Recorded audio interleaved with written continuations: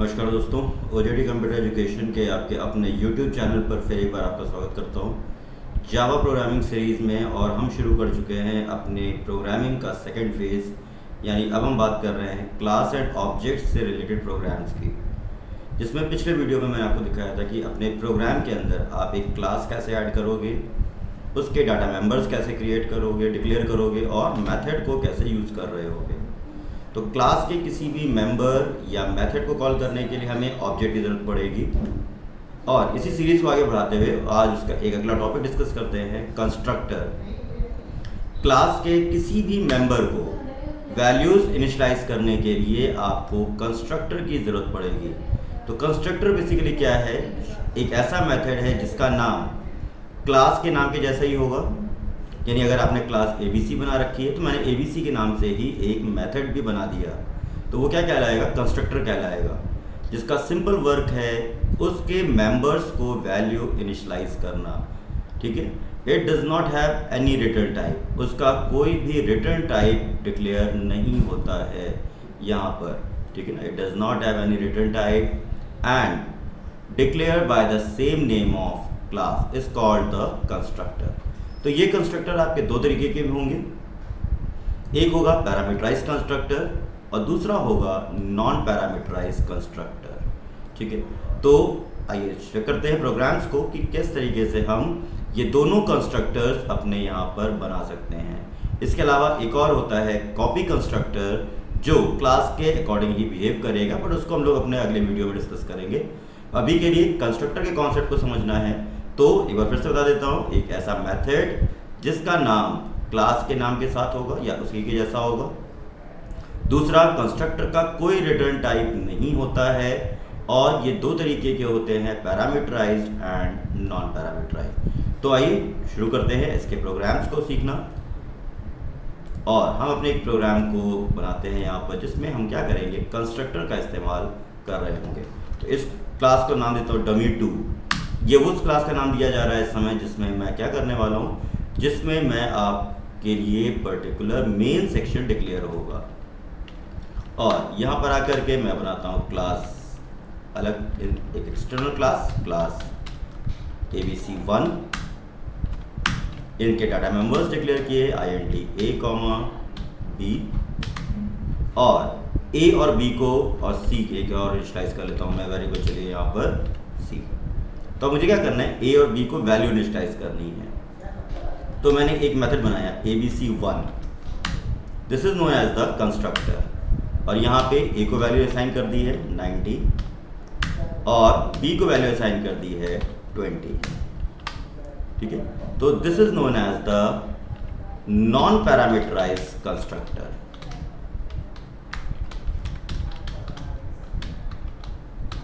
ठीक है, इसके थ्रू हमने क्या किया है, सिर्फ इन वैल्यूज को इनिशियलाइज कर दिया है और ये वैल्यूज इसमें असाइन हो जाएंगी ऑब्जेक्ट क्रिएट करने से पहले ही, और ये हो चुकी हैं। ठीक है, void get sum एक फंक्शन क्रिएट करते हैं यहाँ पर, और कंस्ट्रक्टर को एक्सटर्नली कॉल करने की जरूरत नहीं है। ऑब्जेक्ट बनाते ही ये ऑटोमेटिकली क्या होगा, कॉल हो जाएगा। c is equals to a plus b, sum of values plus c। और dummy2 में जाकर के मेन सेक्शन डिक्लेयर करते हैं यहाँ पर, और ABC1 क्लास का एक ऑब्जेक्ट बना देते हैं, my obj is equals to new ABC1। ये हमने क्या कर रखा है, इस क्लास का एक ऑब्जेक्ट क्रिएट कर दिया। तो जैसे मैंने बता दिया कि जो कंस्ट्रक्टर है उसको अलग से नहीं कॉल करना है, वो बाय डिफॉल्ट या ऑटोमेटिकली कॉल हो जाएगा। मुझे सिर्फ अपने उस मेथड को कॉल करना है जिससे वैल्यू रिसीव करनी है। तो यहाँ पर फंक्शन का नाम क्या है, my obj dot get sum. तो ये हम लोगों ने क्या किया हुआ, यहाँ पर नॉन पैरामीटराइज्ड कंस्ट्रक्टर को क्रिएट किया और सम के थ्रू वैल्यूज को हमने क्या कर रखा है, यहाँ पे प्रिंट करा रखा है। तो ये क्या है, आपका नॉन पैरामीटराइज्ड कंस्ट्रक्टर है। और इसका आउटपुट क्या आने वाला है, 110, वो तो लोगों को पहले से पता है। सम ऑफ वैल्यूज और अगर आप चाहो तो यहाँ पे वैल्यूज़ को प्रिंट भी करा सकते हो या ABC के थ्रू भी सिंपल क्या कर सकते हो, प्रिंटिंग पे, या उसको वैल्यू को कैसे भी यूज़ कर सकते हो आप।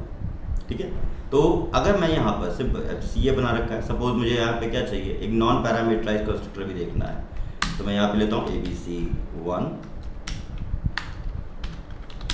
int x, int y. This one is known as the example of parameterized constructor.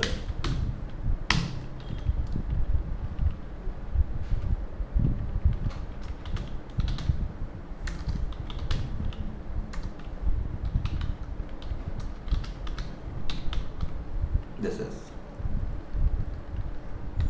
अब इस कंस्ट्रक्टर कॉल करने के लिए मुझे ABC1 my या सिर्फ OBJ लिख देता हूँ मैं यहाँ पर is equals to new ABC1 और वैल्यू मैं यहाँ पे पास कर रहा हूँ इस टाइप से।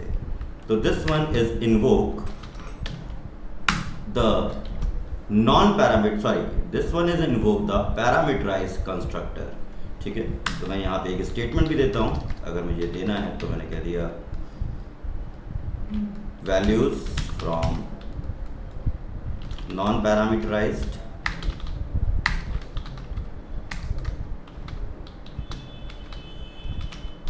कंस्ट्रक्टर। तो ये जो वैल्यूज मुझे मिल रही हैं नॉन पैरामीटराइज कंस्ट्रक्टर से मिल रही हैं, और इस समय मैं यहाँ पे कॉल करता हूँ obj.sum, then it will reflect the value from parameterize constructor. जो आंसर ये दे रहा होगा, ये दे रहा होगा पैरामीटराइज कंस्ट्रक्टर से। तो इट डिपेंड्स कि आप किस तरीके से वैल्यूज़ को फेच करना चाहते हो। तो ये कोई बाउंडेशन नहीं है, बस ये कि अगर आपने प्रोग्राम के स्ट्रक्चर को देखा और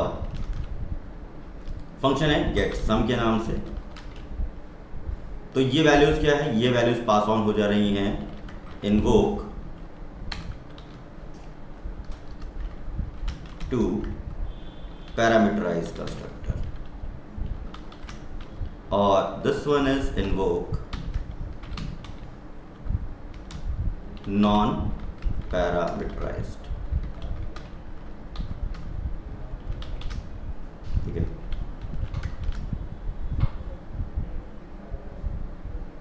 ये रहा values from non parameterized constructor. तो ये कॉल हो रहा है इस समय, और वो वैल्यूज क्या कर रही है, सम के थ्रू प्रिंट हो रही है। सेम मैंने दूसरा ऑब्जेक्ट बनाया हुआ है और उसके थ्रू कॉल किया हुआ है, तो यहाँ पर ये इस तरीके से वैल्यूज को कॉल कर रहा है। क्लियर?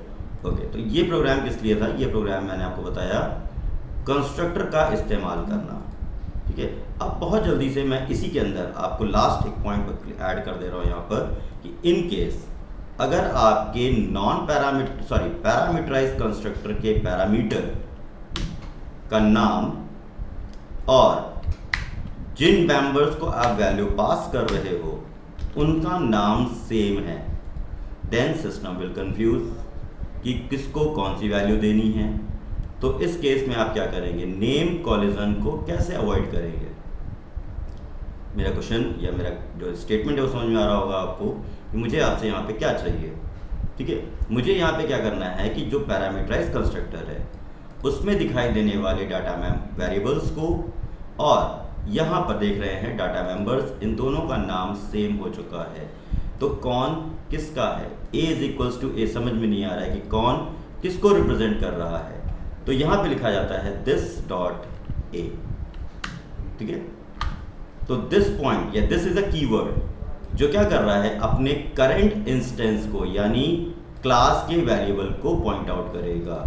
तो this dot B, this keyword हम लोग रिजॉल्व करते हैं, यानी दिस कीवर्ड हम लोग किस लिए यूज कर रहे हैं, पैरामीटराइज कंस्ट्रक्टर में अगर नेम सिमिलर मिल चुके हैं तो उन नेम कॉलिजन्स को अवॉइड करने के लिए दिस कीवर्ड आप यूज करेंगे, और दिस कीवर्ड लगेगा हमेशा क्लास के डाटा मेंबर्स के साथ में। ठीक है, तो इसके थ्रू आप क्या कर सकते हैं, उन कन्फ्लिक्शंस को अवॉइड कर सकते हैं। या अगर आपने किसी प्रोग्राम में देखा दिस डॉट ए या this dot B is equals to A and B, और उस टाइम पर क्या है, तो ये ध्यान रखिएगा कि ये पॉइंट आउट किसको कर रहा है, ये पॉइंट आउट कर रहा है सिंपल अपने इस वेरिएबल, और ये वाला जो ए है ये किसका है, ये आपके पैरामीटराइज कंस्ट्रक्टर का है। ठीक है, आई होप कि ये टॉपिक जो कंस्ट्रक्टर हम लोगों ने देखा, कंस्ट्रक्टर का डिक्लेरेशन कैसे होता है, कितने टाइप से बना सकते हैं, और नेम कॉलिजन कैसे अवॉइड करेंगे, कंस्ट्रक्टर को कैसे कॉल करेंगे। तो कंस्ट्रक्टर को कॉल नहीं करना पड़ता है, कंस्ट्रक्टर ऑटोमेटिकली कॉल होता है किसी भी प्रोग्राम में विदाउट एनी ऑब्जेक्ट। ओके, तो ये है आपका प्रोग्राम, इसकी प्रैक्टिस करिए और कंटेंट को थोड़ा और रिवाइज करिएगा। ठीक है, मिलते हैं अपने अगले प्रोग्राम में जहां पर हम देखेंगे कंस्ट्रक्टर ओवरलोडिंग का कॉन्सेप्ट। तब तक के लिए कीप स्किल्ड।